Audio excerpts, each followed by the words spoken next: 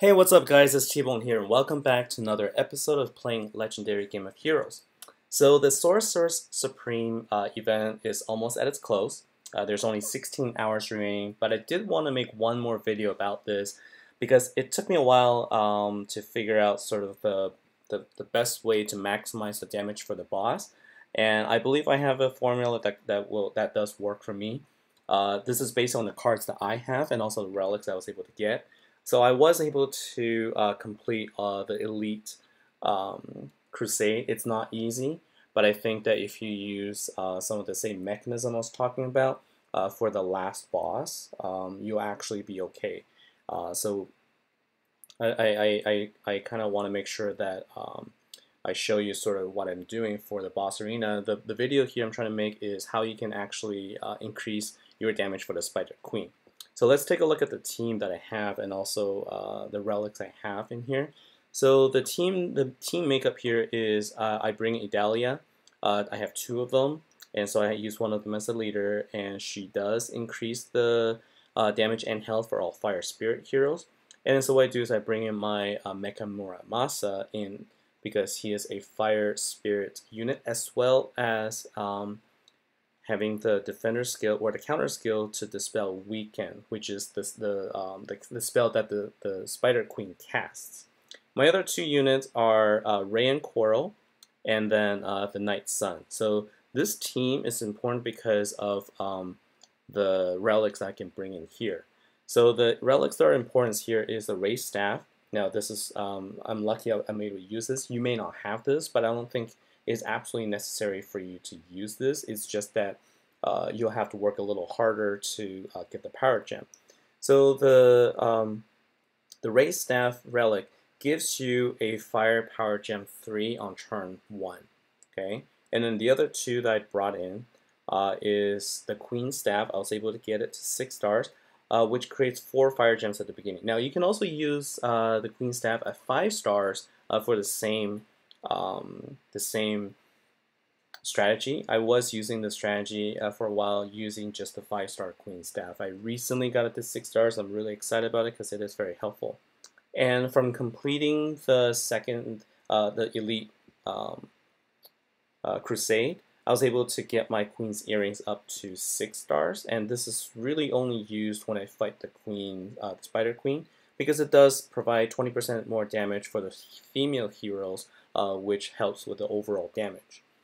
And so let's take a look then at the event here. So the Queen is at level 123 right now, and it has about let's just see, 389 plus about, and I've dealt already 360.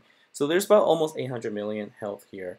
And so I'm going to break down sort of the strategy I used and also the fight that took place afterwards to show you how I did the damage here. Alright, let's take a look at the board here. So the goal here is to make another power gem that is not including this one that was already created using the Ray Staff relic, because the goal is to match two power gems as quickly as possible, and also to take advantage of the Night Sun's ability that increases, basically gets rid of all the gems on the board except for the red ones, to increase the total number of red gems that I can match at the same time. And so to do that, you need to match 9 gems in order to power up his ability, as well as the Idalia. And so if you look at the board here, there are a total of 4, 6, 9, 10, 11 gems. This one is going to be difficult to match, and I don't want to use this one. So the board is actually, pretty nicely laid out for me to make a power gem, except for the 4 that are right here. And so what you want to do is you want to make sure to not match. You need to move this away. If you match anything else outside of these 4, what will happen is these 4 will basically get matched up, and you will not be able to move them, and therefore it's going to remove the possibility for you to make a power gem, because if those 4 connect, the only other option you have is to move this one up here, but then you don't have any way to connect these 3 to this combo right here. So the way you do this is to break this chain up in the beginning.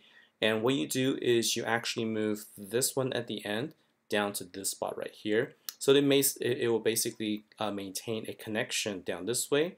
And then you leave one gem on the right here so that it's possible to move these 3 gems over one spot each to make a nice straight line across this way to make a little T shape here, a little H, sort of sideways H shape here. Now what happens is at the end, the last gem that you place to create a power gem is where the power gem will stay at. So there will be a red power gem here. And so what you want to do is you want to actually move the other power gem over, and you want them to be as close as possible, either to be in the same column or just right next to it. Because what happens is if you utilize the Night Sun's ability and all of the red gems drop, and then you don't have them next to each other, the risk is another red gem will fall in between the power gems, and you will not be able to match them anymore because they will just connect. So the best thing to do is to move the power gem as close to each other. You want them to be either next to each other in the same 2 different columns or on top of each other so that you could actually match them right away. And so that's the goal here. And you can see that the boss has 538.9 million health here. Let's see how the fight goes, and let's take a look at the video.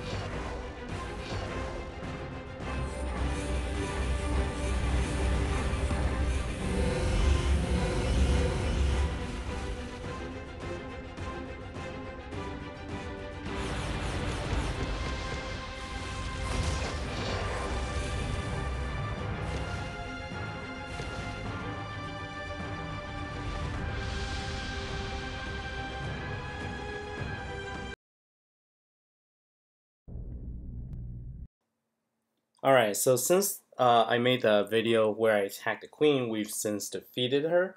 But just that last attack that I showed, I dealt about 146 million there. I did some accounting, and that's about how much damage I had output. Now, I could have done more. As you saw near the end of that fight, I did make some mistakes. I think I could have done a bit more matches before I tried to activate the Night Sun. What you noticed there was that there's a 3-turn cooldown. And so what I did was I knew I had matched enough, but it wouldn't activate until 3 turns later. So I was just trying to get rid of gems as quickly as possible to get to the next turn.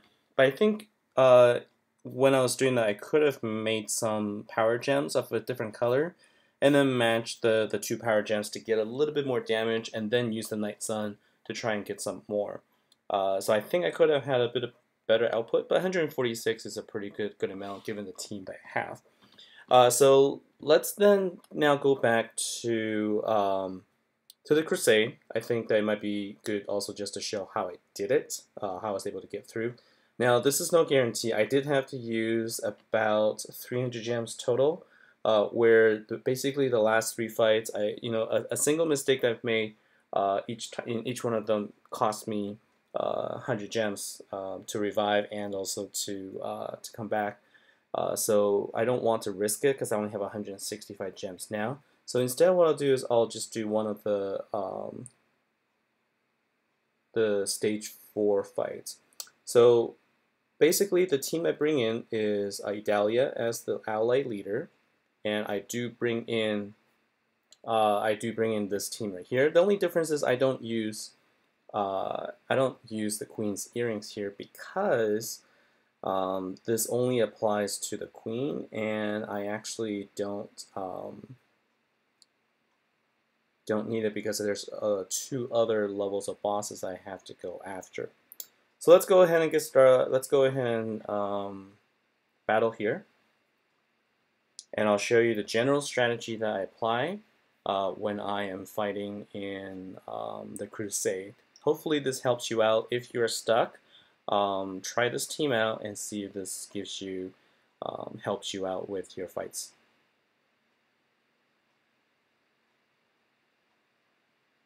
Alright. So there are certain situations where you just cannot get away from not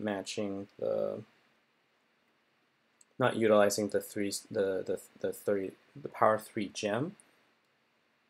But really, in that case, there's really not much you can do, and so you just have to sort of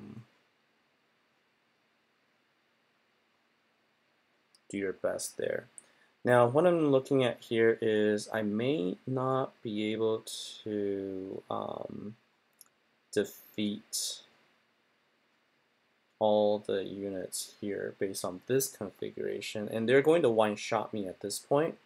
And so what I'm trying to see right now is how I can maximize my damage right now.